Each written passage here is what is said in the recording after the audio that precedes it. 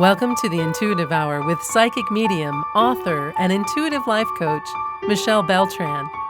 The Intuitive Hour will empower you to learn how to magnify your intuitive voice. Listen in and expand your understanding of what it means to be psychic and how to awaken, amplify, and trust your inner voice. Just in case you didn't know, studies show that anxiety disorders are the most common mental health concern in the United States. Welcome, everyone. This is the Intuitive Hour, and today we're talking about healing and what to expect after an energy healing in particular. All right, so with so many people struggling with anxiety, as I've mentioned here, finding ways to manage our minds is extremely critical. Mediumship, it turns out, is one of the many ways we can find relief in natural healing. Through the benefits of energy healing in particular, we can find ways to encourage our minds and bodies to overtake difficult concepts, tough times in life, help us navigate through life and what it brings us.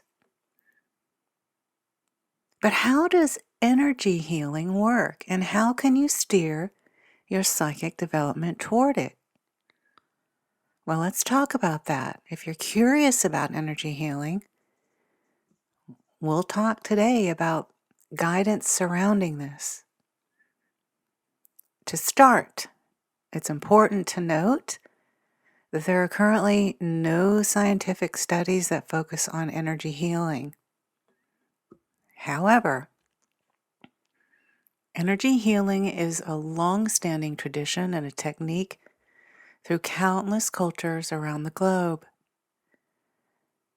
It comes in dozens of different modes, from sound healing to crystal healing. I highly recommend the Institute of Noetic Science. Here you'll find a lengthy list of resources and information regarding sound healing, crystal healing, energy healing, and the like. All right, so how does energy healing work? There are actually many misconceptions about how healing works, whether it's a healing in person or a distant healing. Essentially, though, a healing uses positive energy, just like Reiki, to support you in your healing process emotionally, physically, or otherwise. Energy healing can be transmitted in 3 ways: emotion, intention, and thought. The perception that everything, including space and time, is fixed and only moves forward keeps many people stuck in their physical world and then unable to manifest positive changes. When people are grounded in a limited physical existence, they go about their lives without making any significant changes.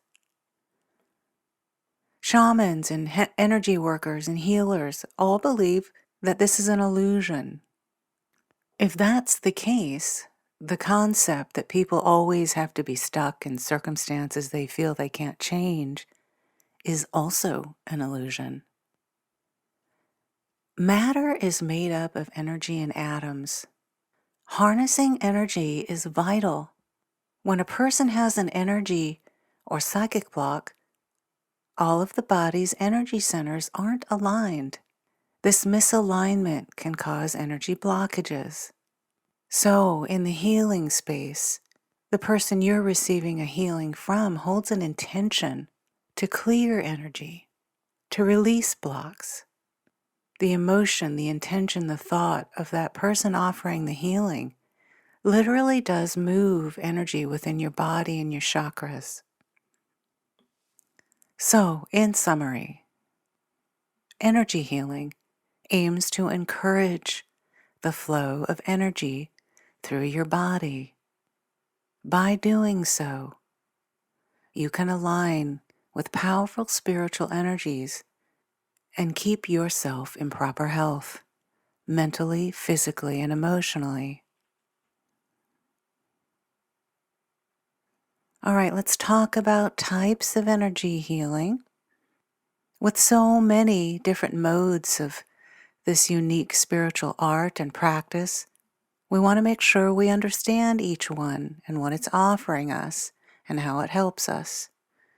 Here are a few of the most common, and we start with healing touch. This is a common physical therapy in relation to energy healing. For this method, the person you're receiving the healing from uses their body, their hands, to help coax energy through your body as you receive the healing. Most often, this type of healing will involve light massaging or running of fingers across your limbs.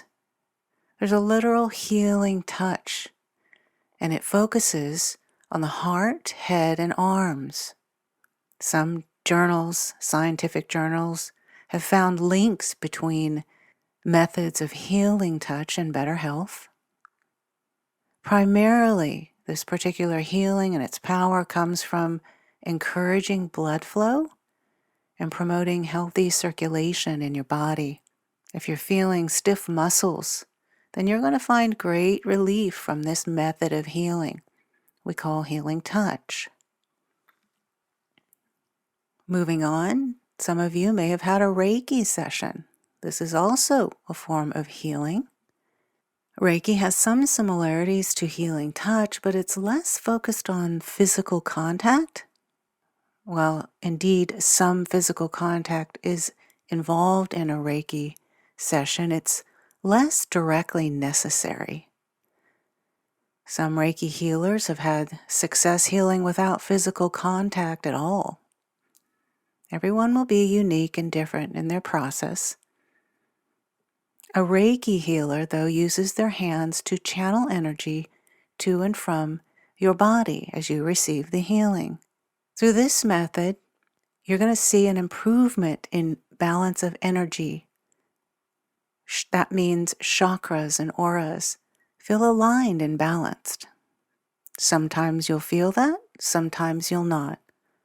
The work, however, is focused on the energy centers of the body, chakras and auras. All right, Qigong and yoga.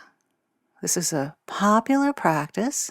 It comes from ancient traditional Chinese methods.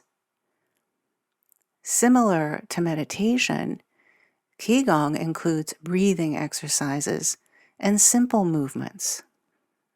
These movements help to optimize energy and maintain overall health. Similar to Qigong in some respects is this practice of yoga. And so while yoga may have a more intense physicality, there are many simple meditative stances and steps. You'll want to consider which of these is best for you and attempt both to see which provides more of a natural healing. Reflexology and acupuncture.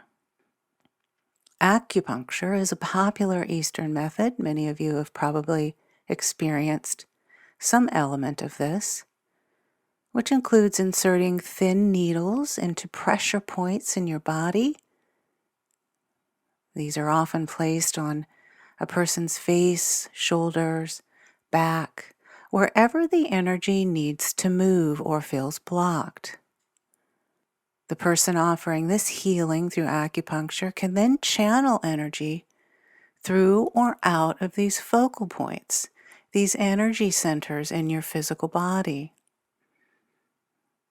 Reflexology, in turn, applies pressure to a person's feet in particular, somewhat similar to acupuncture, but more focused on the feet, which helps to balance the body's energy and promotes healing through the entire body. All right, let's talk a little bit about post-healing benefits, what you can expect from a healing. This technique of healing has become so popular worldwide for its array of benefits, But let's just talk about a few here today. First and foremost, ease of anxiety. Who hasn't felt anxiety in this day and age? There's so much of it around us. Anxiety, as I've mentioned previously, is a very common mental strain. Energy healing, though, can ease this. It can dismiss it. Some beliefs say that anxiety is caused in part by stagnant or unbalanced energies. So through an energy healing, you'll find rebalance of your energy field. It's far from uncommon for a patient to experience an emotional release, meaning on the heels of a healing, you may notice bouts of crying, you may notice bouts of laughter. Various emotional responses will release as that anxiety moves away. After the release, positive energy blossoms and grows. There's room for it now with the anxiety gone.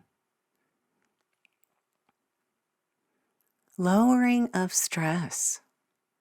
Yet another way to ease anxiety. Energy healing can help to remove stress in the same manner that it relieves anxiety. That said, it's important to note that energy healing cannot help if you won't allow it to. Some forms of stress are self-inflicted and can impede healing energies, so be mindful of this. It's ever so important to look at what is causing your stress and your anxiety. If it's within your power, then minimize it. Minimize the exposure to the sources that create this. Remove toxic people.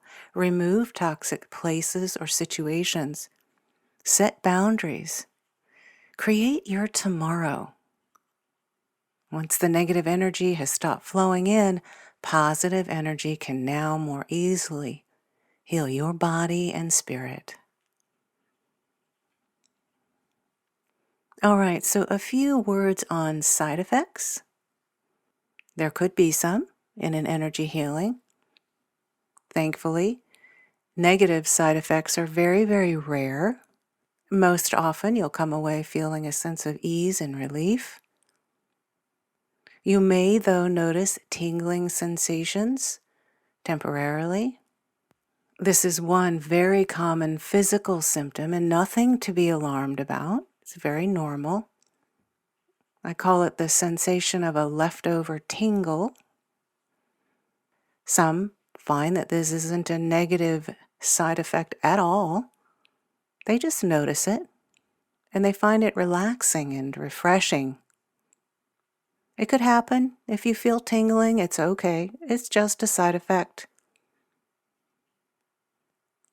Next, lower energy. You might notice a lower type of mood or energy feeling momentarily as well. This is just energy moving in your body, moving outward. And energy healing can leave the body feeling drained. So you might find you're tired, a little bit of a lower energy. Not to worry. Your body just needs a moment to restore your energy after channeling so much spiritual goodness throughout your body. Allow that to happen. Don't rush this process. And just let your body release and absorb the positive effects of the healing. All right, everyone. Energy healing, one of the most powerful tools in psychic and mediumship development and learning. When you focus on your psychic development, spending time highlighting energy healing in particular is going to help you strengthen your spiritual understanding, connect intuitively, not only with yourself, but others as well. All right, everyone, we will call that an episode. I look forward to meeting with you all next week. As always, for any questions or comments, please reach out at mbeltran@michellebeltran.com. If you enjoyed this episode of the Intuitive Hour, please consider following, rating, and reviewing the podcast at Apple Podcasts or wherever you listen. You're welcome to access Michelle's free controlled remote viewing exercise that will empower you to uncover answers to your burning questions about lost objects, events, or people in the past, present, or future. Visit michellebeltran.com to access this free offering and rediscover what was once lost.